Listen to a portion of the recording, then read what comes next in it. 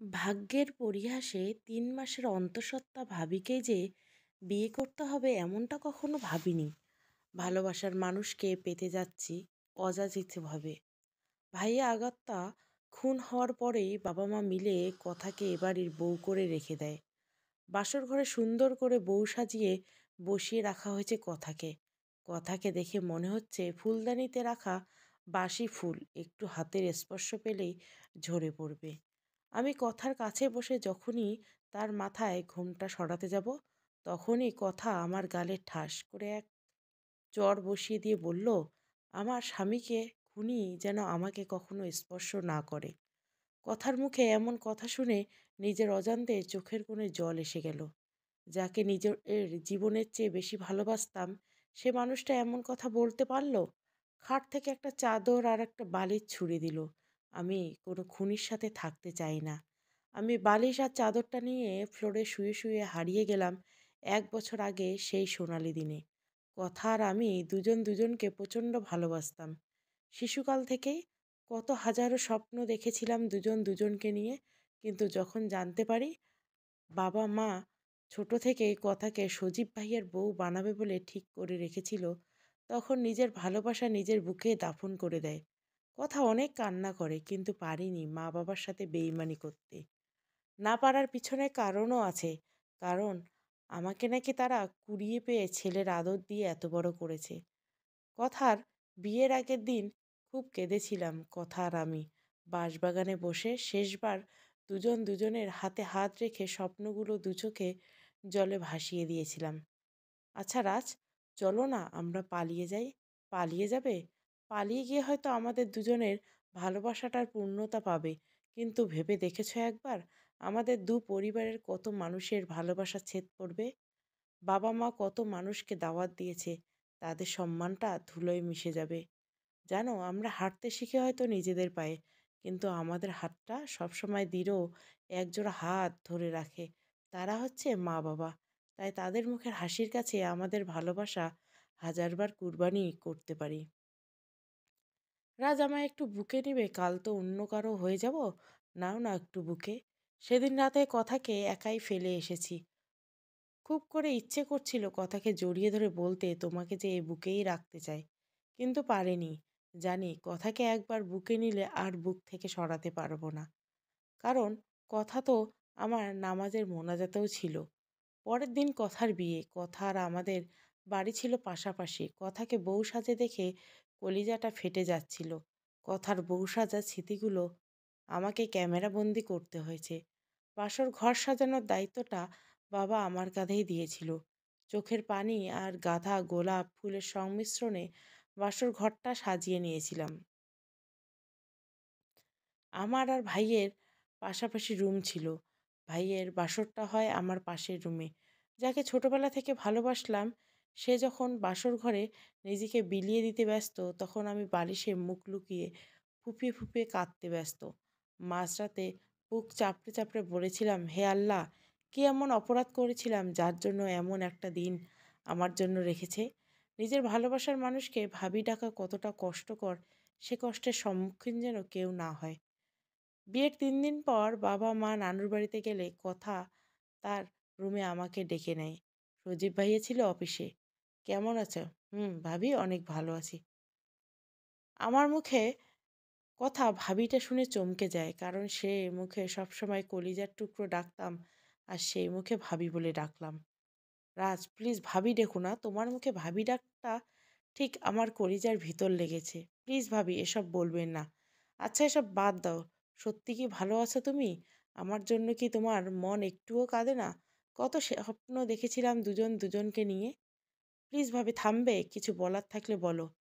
আমি বাসর রাতে সজীবকে স্বামীর অধিকার দেইনি। মানে কি বলছো এসব? সত্যি বলছি।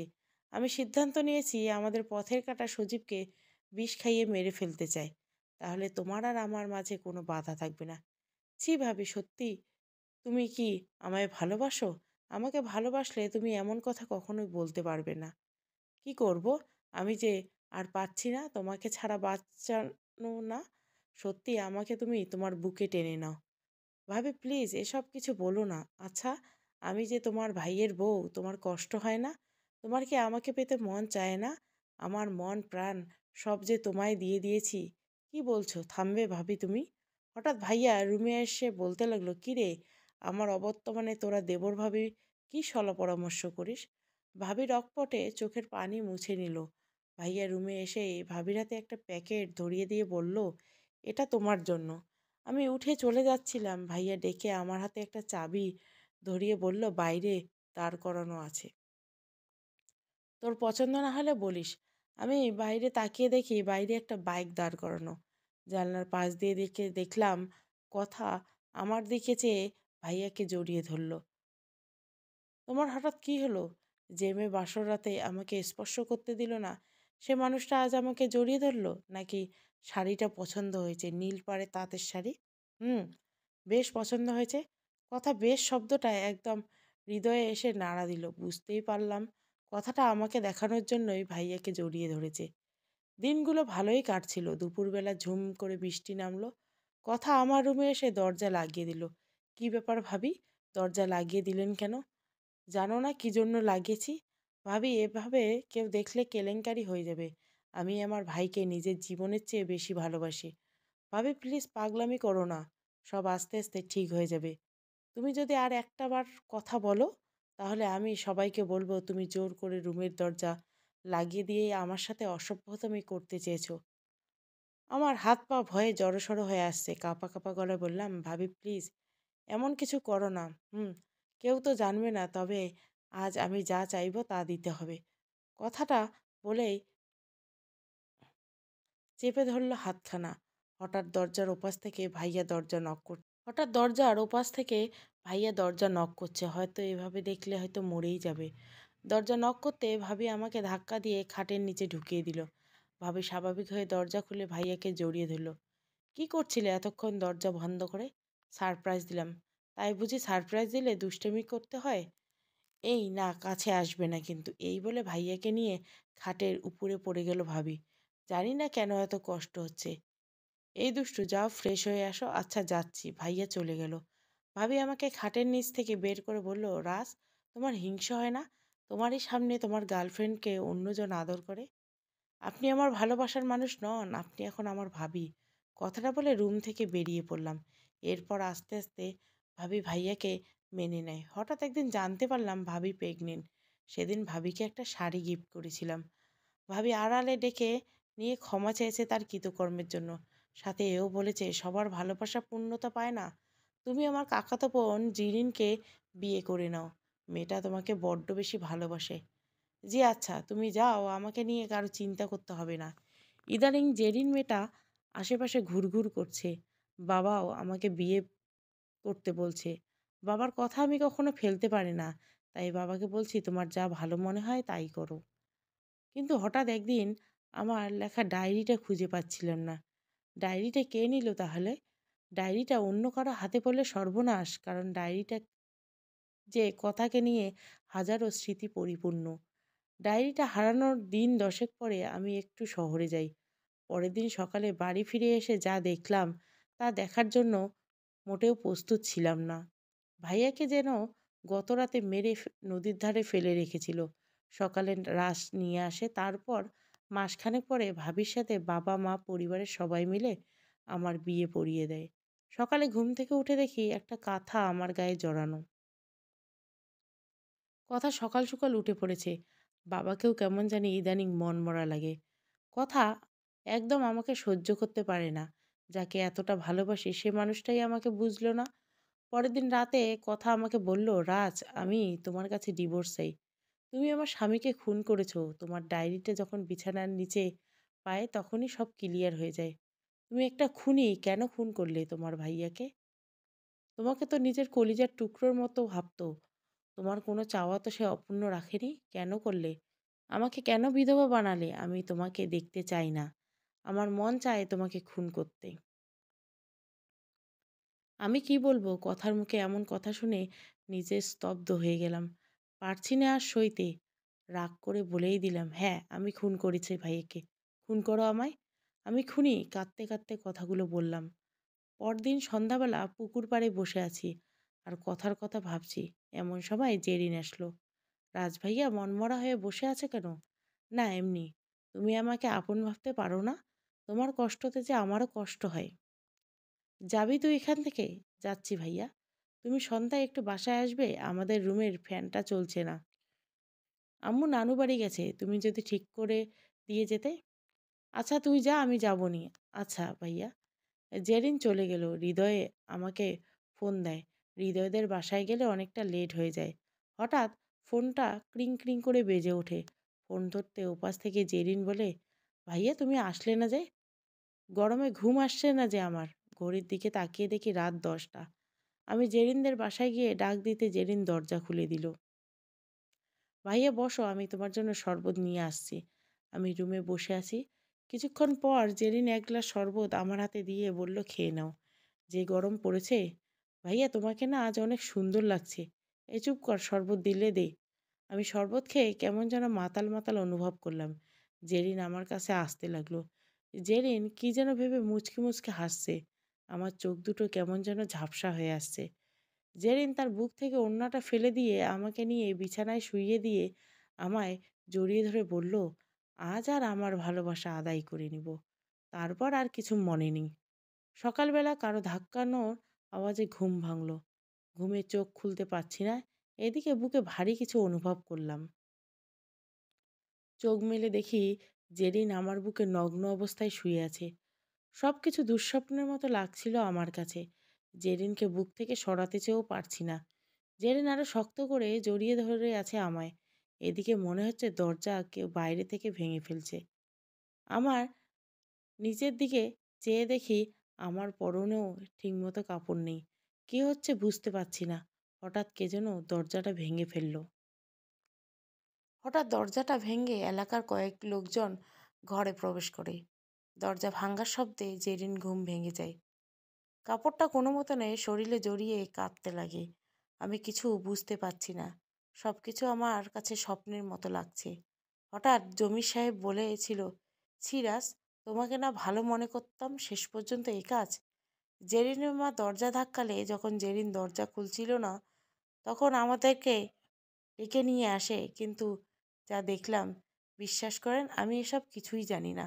আমাকে জেরিন এখানে নিয়ে এসেছিল। সবাই জেরিনকে ডেকে বলল, রাজ যা বলছে তা কি সত্যি বলছে?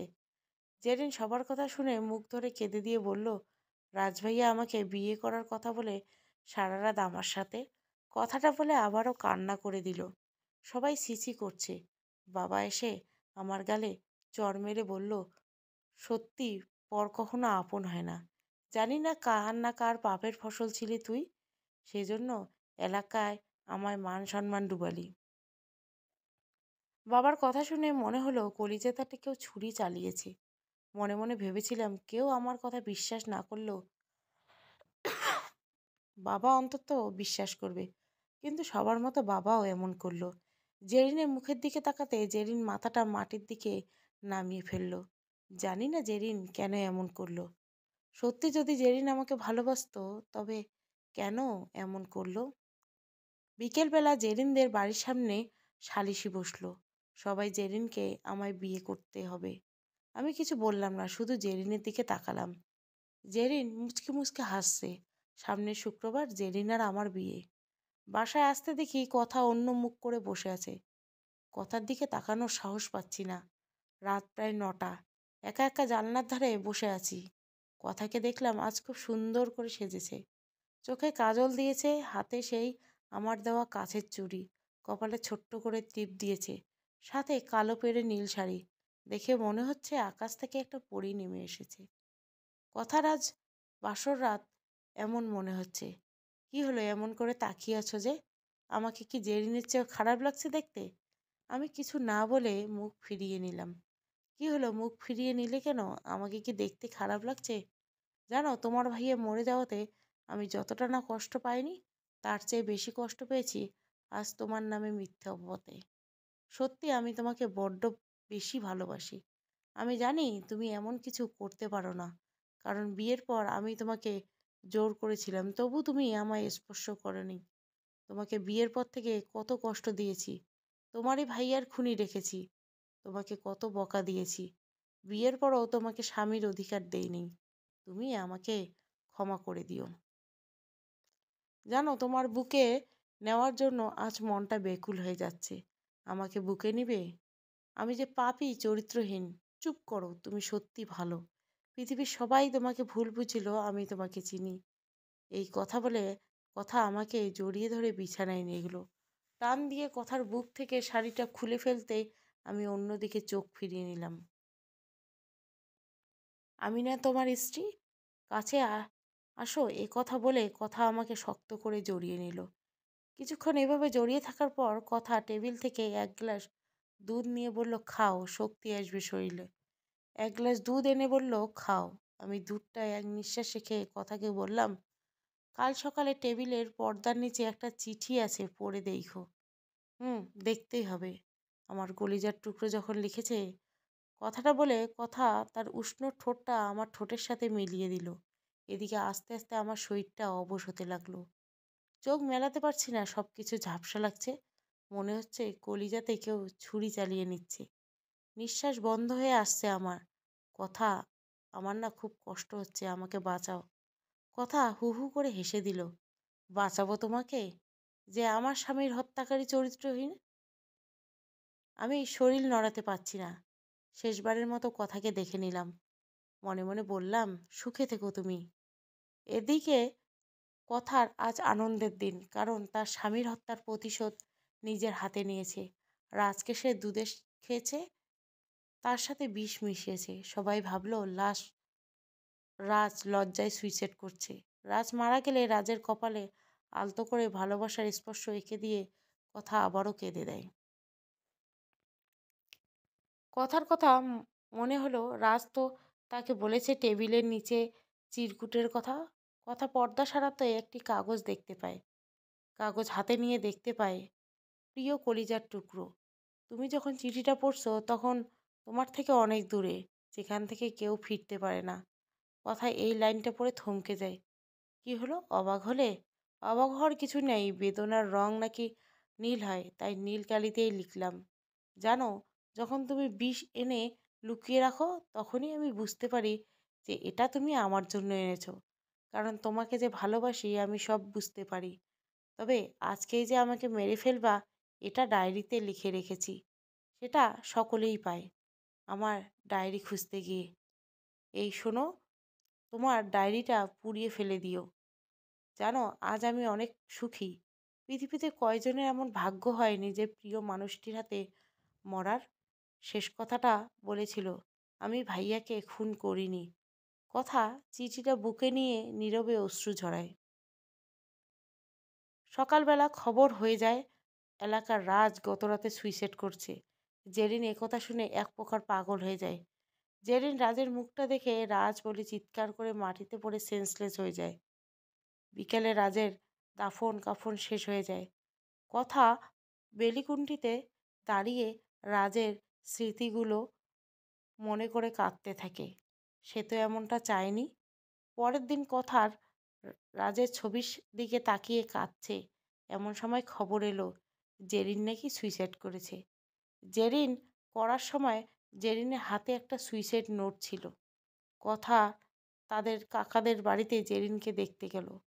তার কাকার ভাই কাগজ হাতে দিয়ে একটা কাগজ দিয়ে বলে, এটা জেরিন আপার হাতে ছিল, এটা আপনাকে দিতে বলছে। প্রিয় কথা আপু, শুরুটা কিভাবে করব আমি জানি না। প্রথমে তোমার কাছে আমি ক্ষমা চেয়ে নিচ্ছি। রাজ আমার জন্য আজ আমার জন্য রাজ সুইসাইড করছে। রাজ সত্যি পবিত্র ছিল।